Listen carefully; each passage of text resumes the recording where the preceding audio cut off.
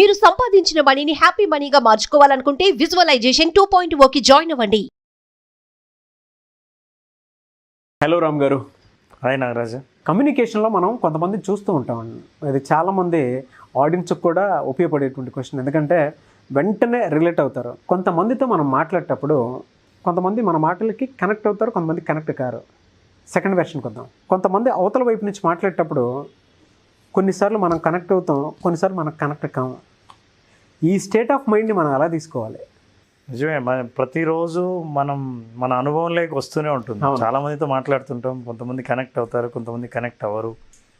కొంతమందితో మనం కనెక్ట్ అవుతాం, మనం కనెక్ట్ అవ్వము. అవును, కమ్యూనికేషన్లో మేజర్ రోల్ ప్లే చేస్తుందండి అది. అసలు కమ్యూనికేషన్ అంటే ఏంటంటే నాగరాజు, ఈ బాహ్య ప్రపంచంతో నువ్వు మాట్లాడుతున్నావు. మన మాటల్ని బట్టి, మన భాషను బట్టి, మన వ్యక్తీకరణను బట్టి ఈ ప్రపంచం తిరిగి మనతో మాట్లాడుతుంది. నేను ఈ ప్రపంచం అన్నానంటే వ్యక్తులు, సమాజం, కుటుంబ సభ్యులు, ఆఫీసులో పనిచేస్తుంటే మీ కలీగ్స్. అందుకే నోరు బాగుంటే ఊరు బాగుంటుందని అంటారు. ఈ భాష మాట్లాడుతున్నప్పుడు ఎందుకు ఇది చాలా ప్రధానమైందంటే, మనుషులు మనం కనెక్ట్ అయినప్పుడు రిలేషన్షిప్ పెరుగుతుంది. రిలేషన్షిప్ పెరిగినప్పుడు సోషల్ సెక్యూరిటీ పెరుగుతుంది. సోషల్ సెక్యూరిటీ పెరిగినప్పుడు మీరు చేసే ప్రయత్నాలన్నీ విజయమయ్యే అవకాశాలు అందరూ సహకరిస్తారు. సో విజయం పొందే వాళ్లకు, విజయం పొందని వాళ్లకు ఏంటంటే, చాలా ఎఫెక్టివ్గా కనెక్ట్ అయిన వాళ్ళు సక్సీడ్ అవుతారు, కనెక్ట్ కాని వాళ్ళు ఫెయిల్యూర్ అవుతుంటారు. అయితే కనెక్ట్ అయ్యే అంశాలు ఏంటివి, అసలు ఎలా కనెక్ట్ అవుతారు, కమ్యూనికేషన్ ఏదైతే చేస్తున్నారో అది మీరు ఏ స్టైల్లో కమ్యూనికేట్ చేస్తున్నారు అన్నది ఇంపార్టెంట్. కమ్యూనికేషన్ స్టైల్స్ ఉన్నాయి. ప్రతి ఒక్క వ్యక్తికి ఒక ప్రిడామినెంట్ స్టైల్ ఉంటుంది. అంటే వాళ్ళకంటూ వాళ్ళకున్న ప్రత్యేకమైన శైలి అంటాం. ఆ కమ్యూనికేషన్ శైలి ఖచ్చితంగా తెలుగులో చెప్పాలంటే వాళ్ళ యొక్క వ్యక్తీకరణ శైలి ఉంటుంది. వాళ్ళు ఎలా వ్యక్తీకరిస్తున్నారో అలాంటి రెస్పాన్సే మనకు కలుగుతుంది. అవును, మీరు డిస్కనెక్టెడ్ లాంగ్వేజ్ వాడుతూ ఉంటే వ్యక్తులు డిస్కనెక్ట్ అవుతారు. కనెక్టెడ్ లాంగ్వేజ్ వాడుతుంటే పీపుల్ కనెక్ట్ అవుతారు. అయితే ఏది కనెక్టెడ్, ఏది డిస్కనెక్టెడ్, మరి నా పర్సనాలిటీ స్టైల్ ఏంటి, నా కమ్యూనికేషన్ స్టైల్ ఏంటి అనే సెల్ఫ్ అవేర్నెస్ అందరికీ తెలియాలి. ఎస్. నెంబర్ 1 అంటే కమ్యూనికేషన్ స్టైల్లో పిరికి స్వభావి, తన్ను తాను ఎక్స్ప్రెస్ చేసుకోలేడు.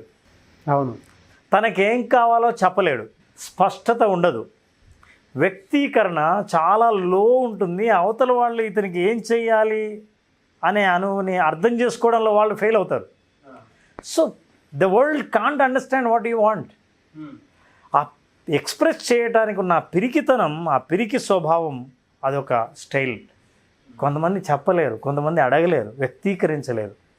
ఇట్లాంటి వాళ్ళు సేల్స్లో ఉన్నారనుకోండి, సార్ నేను ఫెయిల్ అవుతున్నాను, ఎంతో ప్రయత్నం చేస్తున్నాను, అయినా సరే ఏమి సేల్ చేయలేకపోతున్నానంటే యువర్ కమ్యూనికేషన్ స్టైల్. వీళ్ళని ప్యాసివ్ కమ్యూనికేటర్స్ అంటాం. Passive communication style they have because they cannot express directly. This is one. రెండో వాళ్ళు అగ్రెసివ్, దూకుడు స్వభావం, మాట్లాడితే కమాండే. అసలు అవతల వాళ్ళని లెక్క చేసేది లేదు. అసలు మీరు మాట్లాడుతుంటే మధ్యలో మాట్లాడతాడు, ఈజీగా ఓపెన్గా ఖండిస్తాడు, వినేది తక్కువ, ఆర్డరే అంతే, ఇన్స్ట్రక్షన్స్ ఇవ్వటమే. పైగా విన్నా కూడా ఎప్పుడెప్పుడు ఆపితే ఆన్సర్ చెప్దామా అని వింటారు తప్ప అర్థం చేసుకోవడానికి వినరు. ఇది దూకుడు స్వభావం. ఎవరైనా సరే సమాజంలో 3 విషయాల్ని కోరుకుంటారు వ్యక్తి. 1 గుర్తింపు, 2 గౌరవం, 3వది అక్నాలెడ్జ్మెంట్, అంటే మీరున్నారన్న ఒక విలువ. ఇవి 3 మనకు దక్కకపోతే మనిషి ఎప్పుడు అసంతృప్తిగా ఉంటాడు. అంటే మీరు ఎవరి దగ్గర నుంచి అయినా ఆశించేది వాళ్ళ కమ్యూనికేషన్ ద్వారా కానీ, వాళ్ళ ఆదరణలో కానీ, వాళ్ళతో గడిపినప్పుడు కానీ మీరు ఎక్స్పెక్ట్ చేసేది ఈ 3టిని మనం ఎక్స్పెక్ట్ చేస్తాం. అవతల వాళ్ళు ఆదరించాలి, రెండవది వాళ్ళు గుర్తించాలి, గౌరవించాలి. ఆదరణ, గుర్తింపు, గౌరవం. ఈ 3 లేకపోతే నేను మీతో గడపను, మిమ్మల్ని అవాయిడ్ చేయడానికి ట్రై చేస్తాను. ఈ 3 ఎక్కడ దక్కుతున్నాయో వాళ్ళ దగ్గర ఎక్కువ ఉండడానికి ట్రై చేస్తాను. అవి దక్కే ఆస్కారం ఎక్కువగా ఎట్లుంటుంది అంటే మీ యాటిట్యూడ్లో, మీ కమ్యూనికేషన్లో, మీ మాటల్లో, మీ భాషలో, మీరు ఎంచుకునే పదాల్లో ఇవన్నీ ఉంటాయి. ఈ దూకుడు స్వభావం ఉన్న వాళ్ళు మాట్లాడితే, అరే నన్ను వ్యక్తీకరించే అవకాశం కూడా ఇవ్వడు, అసలు నేను మాట్లాడదాం అనుకుంటే ఖండిస్తాడు, ప్రతిదాన్ని విమర్శిస్తాడు. ఇక నేను మీ దగ్గర అంటే నాకు గుర్తింపు లేదు, గౌరవం లేదు, ఆదరణ లేదు, ఈ 3 లేనప్పుడు మీ మాటలు నేను ఎందుకు వింటా?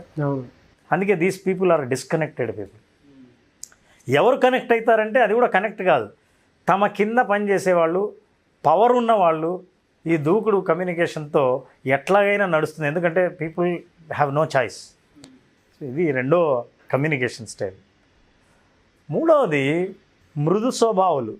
మృదు స్వభావులు ఏంటంటే వాళ్ళు ఎదుటి వాళ్ళ అవసరాలని అర్థం చేసుకుంటారు, వీళ్ళ అవసరాలను ఎట్లా ఎక్స్ప్రెస్ చేయాలో వాళ్ళకి తెలుసు. ఏ భాష ఎప్పుడు వాడాలి, ఏ పదాలు ఏ మీనింగ్ని ఇస్తాయి. ఫర్ ఎగ్జాంపుల్ ఉన్నట్టుండి అవును what is your education qualification, ఈ మాట అడుగుతున్నప్పుడు మీ టోన్ ఏంటి, నా మీద డౌట్ వచ్చి జడ్జిమెంట్ కోసం అడుగుతున్నావా, లేదా నిజంగా ఏం చదువుకున్నాడో తెలుసుకోవడానికి అడుగుతున్నావు. ఒక ఇంటెలిజెంట్ క్వశ్చన్ వేసినప్పుడు ఎవరైనా అవును నారాజు మీ క్వాలిఫికేషన్ ఏంటి అని అంటే, అరే చాలా ఇంట్రెస్టింగ్గా ఉంది, ఇంత అద్భుతమైన ప్రశ్న వేసావు, అసలు నీ క్వాలిఫికేషన్ ఏంటో తెలుసుకోవాలన్న ఆతృత కావచ్చు.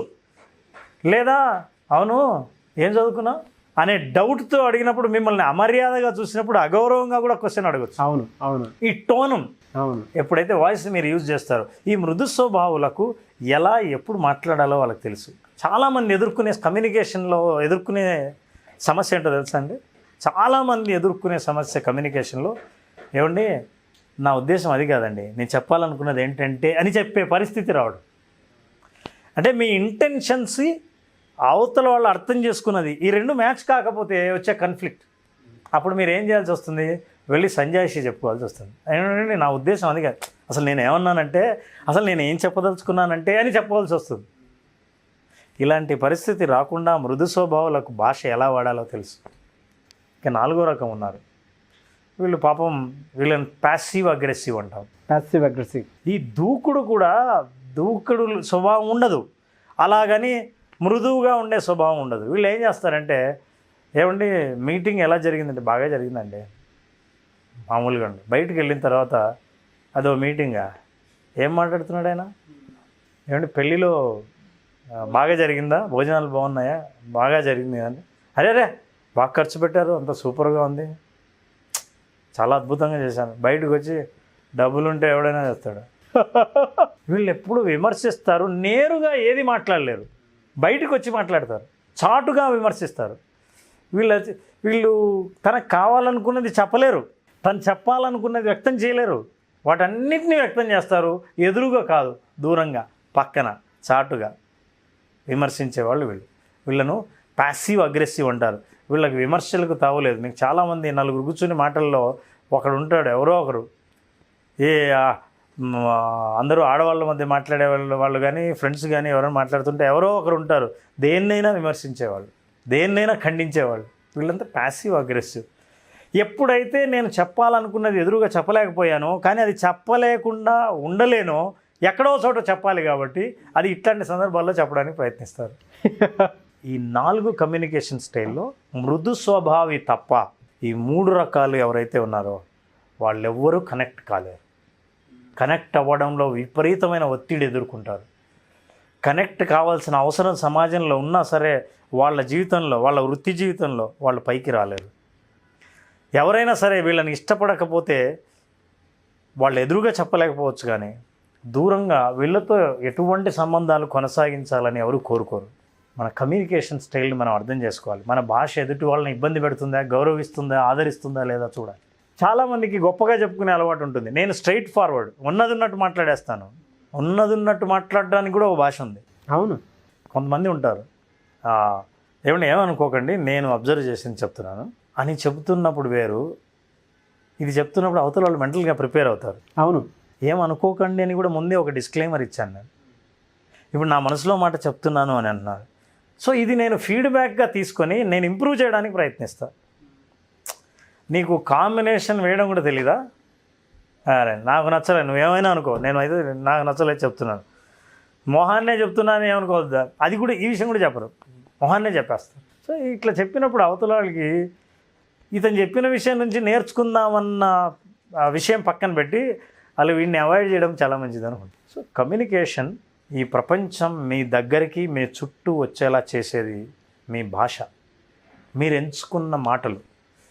ఈ మాటలే మీ చుట్టూ ఉన్న ప్రపంచం. సో ఈ పరిజ్ఞానం ఉన్నవాళ్ళు వాళ్ళకి ఎలా మాట్లాడాలో, ఎప్పుడు ఎవరితో ఎలా మాట్లాడాలో, ఏ ఫలితాల కోసం, ఏ లక్ష్యం కోసం వాళ్ళు వచ్చారో ఆ లక్ష్యాన్ని వాళ్ళ భాష ద్వారానే, మాట ద్వారానే, వ్యక్తీకరణ ద్వారానే సాధించుకునే వెళ్తారు. మీరు ఇందాక ఒక వర్డ్ అన్నారు కదా సార్, మనం ఎంత ఇంట్రెస్టింగ్గా ఉంటున్నామో, మనం ఎంత ఇంట్రెస్టింగ్గా చెప్తున్నామో, మనం ఎంత ఇంట్రెస్టింగ్గా అవతల వాళ్ళని రిసీవ్ చేసుకుంటున్నాం అనే దాని మీదే, ఆ కమ్యూనికేషన్లోనే ఉంటుంది ఏదైనా సరే. మీరు చెప్పిన ఫ్యాక్టర్స్ అన్నీ అవే. వ్యక్తీకరించేటువంటి భాష సరైనది ఉండాలి, వ్యాలిడ్ అయి ఉండాలి. మేబీ అది ఇన్స్టెంట్ అయినా సరే అవతల వాళ్ళకి నొచ్చుకోకుండా చెప్పే విధంగా అయితే ఉండాలి. 4 లక్షణాలు ఉండాలంటారు కమ్యూనికేషన్లో. హితం, మితం, ప్రియం, సత్యం. హితం అంటే అవతల వాళ్ళు మంచి కోరే భాష మాట్లాడాలి.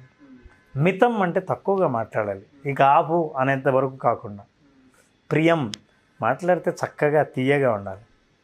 సత్యం వాస్తవాలు మాట్లాడాలి. ఈ 4 ఉంటే ప్రపంచం మొత్తం 2 చేతులు చాచి ఆహ్వానిస్తుంది వాళ్ళని. ఎక్కడికి వెళ్ళినా వాళ్ళు బాగా బతకగలరు. All the best sir. Thank you so much Ram garu. Thanks. చాలామంది క్లాసెస్ అడుగుతూ ఉన్నారు, ఎప్పుడున్న అవకాశం ఉంటుంది? నారాజు జూలై 12న క్లాస్ స్టార్ట్ చేస్తున్నాం. చాలామంది అడుగుతున్నారు 5 డేస్ సెషన్లో. ఈ 5 డేస్ సెషన్లో అసలు మనిషి ఏమీ లేని స్థితి నుంచి, ఉన్న స్థితి నుంచి ఉన్నత స్థితికి చేరడం కోసం, ఆర్థికంగా ఉన్నత స్థితికి చేరడం కోసం, ఉన్న వనరులను ఎలా ఆలోచించాలి, ఎట్లా మనం ఆర్థికంగా ప్రగతి సాధించాలి, ఆర్థిక స్వాతంత్రాన్ని సాధించాలి తెలుసుకోవాలనుకుంటే విజువలైజేషన్ 2.0 హ్యాపీ మనీని, మీ మనీని హ్యాపీగా మార్చి హ్యాపీ మనీని మీ దగ్గరకు చేర్చే మార్గాలు తెలుసుకోవాలనుకుంటే ఈ ప్రోగ్రామ్ అటెండ్ అయిన వాళ్ళకు ఖచ్చితంగా విజువలైజేషన్ 2.0లో ఎక్స్పీరియన్స్ అవుతారు. జూలై 12th నుంచి బ్యాచ్ స్టార్ట్ అవుతుంది. జాయిన్ అవ్వాలి అనుకున్నటువంటి వాళ్ళు స్క్రీన్ మీద కనిపిస్తున్న నెంబర్కి కాల్ ఆర్ మెసేజ్ వాట్సాప్ చేసి వెంటనే ఎన్రోల్ చేసుకోండి. మీ దగ్గర డబ్బు నిలవాలి అని అంటే దానికి ఒక ఎమోషన్ కావాలి. ఆ పర్ఫెక్ట్ ఎమోషన్ ఏంటి, ఎందుకు నా దగ్గర డబ్బులు నిలవట్లేదు, నా బ్రెయిన్ బ్యాంక్ బ్యాలెన్స్ వైపుకి ఎందుకు వెళ్ళట్లేదు అనుకున్నటువంటి వాళ్ళకి సరైన సమాధానం దొరికేటువంటి ఒకే ఒక class visualization 2.0 happy money. So వెంటనే ఎన్రోల్ చేసుకోండి. Anyways thank you sir. Thank you so much Ram garu. Thank you Ram. Thank you. Suman టీవీలో మీ పర్సనల్ అండ్ బిజినెస్ ప్రమోషన్స్ కోసం కింది నెంబర్కి కాంటాక్ట్ చేయండి.